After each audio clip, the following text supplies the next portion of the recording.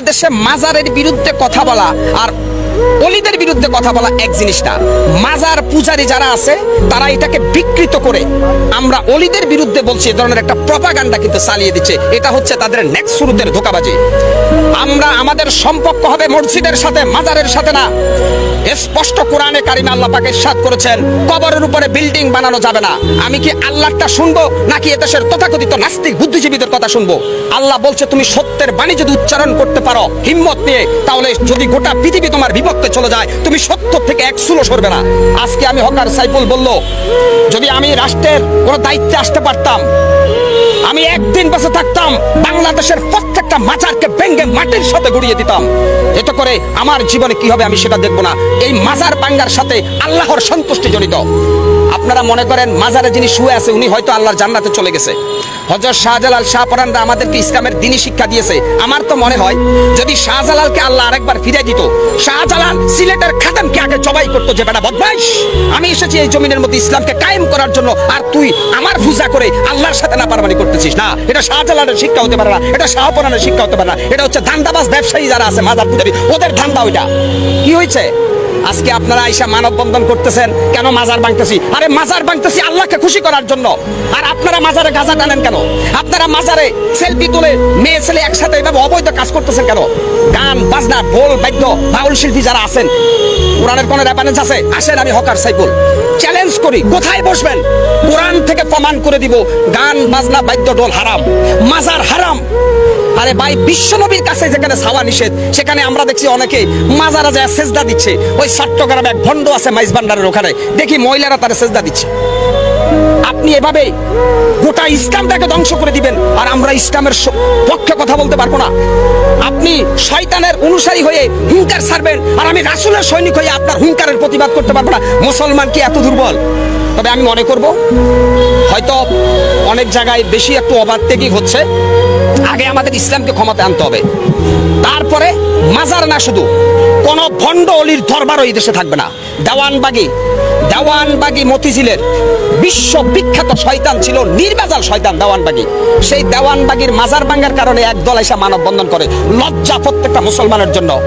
এইভাবে বিভিন্ন দরবার শরীফে আমরা দেখি যে এখানে উরুসের নামে গান বাজনা হচ্ছে, যেটা ইসলাম পরিপন্থী, কোরআন পরিপন্থী। অতএব আমরা যেটা মনে করি, সৌদি আরবে যখন মানুষ হজ করতে যায় বিশ্বনবীর কবর জিয়ারত করে, কবরকে পিছনে রেখে পাবে, অর্থাৎ বিশ্বনবীর কবরের কাছেও কিছু চাওয়া যায় না।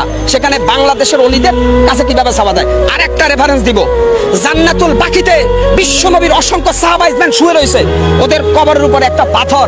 বাংলাদেশে এরকম বিল্ডিং উড়াচ্ছেন, কারণটা কি? ওরা কি বিশ্বনবীর সাহাবীদের চাইতে দামি?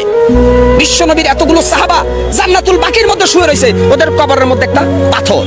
যদি ইচ্ছা করতো ওদের কবরকে সোনা রূপা দিয়া মুজাহিদ করে বানাইতে পারতো, কিন্তু আসলে আল্লাহ কোরআনে বলছে কবরের কোনো বুজুর্গি নাই, বুজুর্গি হচ্ছে আমলের। আল্লাহ পাক কোরআনে স্পষ্ট বলছে মহাসমুদ্রের ভিতরে সাঁতার না জানা ব্যক্তি যেমন অসহায়, ঠিক কবরে যে ব্যক্তি শুয়ে গেছে সে যত বড় আল্লাহর ওলি হোক সে তেমনই অসহায়। কেন?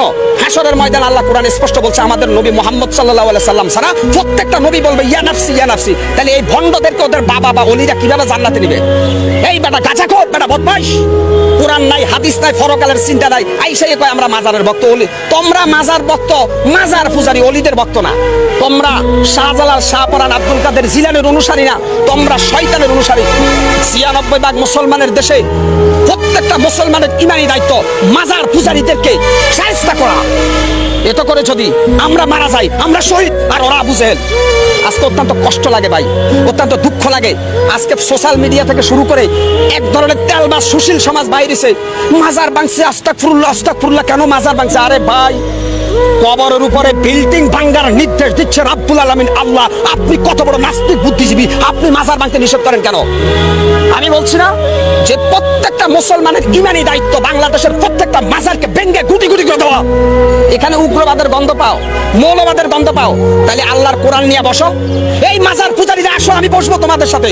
যদি কোরআনে জায়েজ দেখাইতে পারো মাজার, আজ থেকে আমিও কোনো মাজারের অনুসারী হব।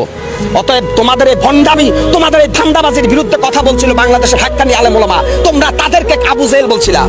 অর্থাৎ এজিদ যখন হাসান হুসেনকে যখন এজিদের বাচ্চারা হত্যার ষড়যন্ত্র করে, তখন অনেক নামদারি আলেম ছিল, এরা জালেম। আজকে অত্যন্ত কষ্ট লাগে ভাই। আমি মনে করি আল্লাহর কসম খাইয়া বলতে পারি আমার ভাগ্য পরিবর্তনের মালিক একমাত্র আল্লাহ। কোন পীর, কোন বাবা, কোন আউলি আমার ভাগ্যের ভালো বা মন্দ কোনোটাই করতে পারবে না। আমরা একটা পাকা চুলকে বাঁকা করতে পারবে না কোনো অলিমিয়া। আমরা অলিদেরকে সম্মান করি কেন? তারা আমাদের জন্য ইসলামের সংবিধানকে রেখে গেছে, এই জন্য আমরা অলিদের সম্মান করি। এখন মাজার বাংলা কি শাহজালালের ইতিহাস মুছা যাবে? শাহপরানের ইতিহাস মুছা যাবে? মাজারের সাথে শাহপরানের সম্পর্ক না, শাহপরান আর শাহজালালের সম্পর্ক আল্লাহর সাথে, আর মাজারের সাথে সম্পর্ক হচ্ছে খোদা দহি নাস্তিকদের মিয়া। কেন আপনারা এখানে বারবার বলতেছেন অলিদের বিরুদ্ধে? শাহজালাল, শাহপরান 360 জন যে অলি আছে প্রত্যেকের সম্পর্ক ছিল আল্লাহর সাথে। আর যারা মাজারের মধ্যে সেজদা দেয়, পূজা করে, এদের সম্পর্ক ইবলিস শয়তানের সাথে। এরা শয়তান, এরা বাটপার, এরা ধোঁকাবাজ। কি হচ্ছে? শেখ হাসিনা ফ্যাসিস্ট হাসিনার আমলে হয়তো কেউ কথা বলতে পারে নাই, কারণ শেখ হাসিনা গোটা রাষ্ট্রটাকে জিম্মি করে রেখেছে। আজকে আমি মুসলমান, যেই দেশে মুয়াজ্জিনের আজান শুনে সূর্য উঠে, যেই দেশে মুয়াজ্জিনের আজান শুনে সূর্য ডুবে, সেই দেশে কোরআনের পক্ষে আমি কেন কথা বলতে পারবো না? মাজার পূজারীদের কোনো দলিল নাই, আর যারা মাজার পূজারীদের বিরুদ্ধে তাদের দলিল আছে আল কোরআনের সংবিধান। সেই আল কোরআনের সংবিধান দিয়ে যদি বিচার করি, তাহলে মাজার পূজারীদেরকে আমরা প্রথমে সতর্ক করব, তারপরে তাদেরকে সুযোগ দিব, তারপরে তাদের বিরুদ্ধে অল আউট অ্যাকশনে যাব প্রত্যেকটা রাসূল প্রেমিক সৈনিকেরা। আল্লাহ স্পষ্ট কোরআনে বলেছে যে খবরদার শিরক করো না, শিরক করবে না। আমার হায়াতের মালিক, আমার মওতের মালিক, সবকিছুর মালিককে আল্লাহ। এই বাটপারের বাচ্চারা আরেকটা ব্যাখ্যা দিচ্ছে আমাদেরকে যে উসিলা ছাড়া কোনো কিছু হয় না। আমরা যেহেতু গুনাহগার, ওলি আউলিয়ার উসিলায় আল্লাহ আমাদেরকে একটু মাফ করে দিবে। ওই বেড়া বাটপার, ফজরের নামাজের সময় মসজিদে ঢুকা আল্লাহর কাছে হাত তোলা, আল্লাহ মাফ করবে। তোর এই ভান্ডাবাজি বাটপারি বন্ধ করবে না। কোন মৃত মানুষের উসিলায় দোয়া করার জন্য আল্লাহ নিষেধ করছে।